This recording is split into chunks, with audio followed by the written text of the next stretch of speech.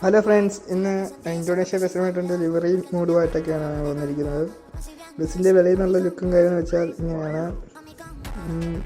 ഇതിൻ്റെ interior work എന്ന് വെച്ചാൽ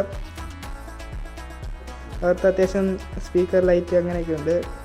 ഈ മോഡിൻ്റെ ലിങ്കും കാര്യങ്ങളെല്ലാം ഡിസ്ക്രിപ്ഷനിൽ ഇട്ടിട്ടുണ്ട്. ഇത് ഡൗൺലോഡ് ചെയ്യുന്നത് വെച്ചാൽ ഡിസ്ക്രിപ്ഷനിൽ ലിങ്ക് ടച്ച് ചെയ്യുമ്പോൾ ഈ പേജിലോട്ട് പോകും. ഈ പേജിൽ നിന്ന് 5 സെക്കൻഡ് വെയിറ്റ് ചെയ്യാൻ പറയും. അത് കഴിഞ്ഞ് സ്റ്റാർട്ട് ഡൗൺലോഡ് ചെയ്യുക. ഇത് ഡൗൺലോഡ് ആവും. ഡൗൺലോഡ് ആയിക്കഴിഞ്ഞ് ഇസഡ് ആർച്ചീവിലോട്ട് ചെല്ലുക. ഇസഡ് ആർച്ചീവ് ആപ്പിൻ്റെ ലിങ്കും ഡിസ്ക്രിപ്ഷനിൽ ഇട്ടിട്ടുണ്ട്.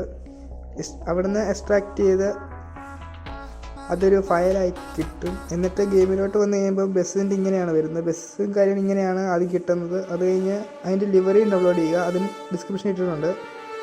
അതും ചെയ്ത പോലെ ചെയ്യുക. അത് ഡൗൺലോഡായി കഴിഞ്ഞ് പിന്നെയും ഗെയിമിലോട്ട് തിരിച്ചു വരണം.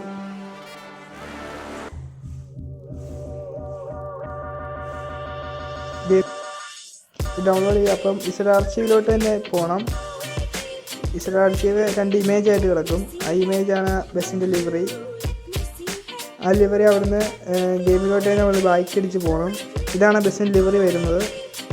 ബസ്സിൻ്റെ ബ്രൗസ് ലിവറി, ഗ്യാരേജിൽ ചെന്നിട്ട് ബ്രൗസ് ലിവറി കാണും. ബ്രൗസ് ലിവറി അവിടെ വന്നിട്ട്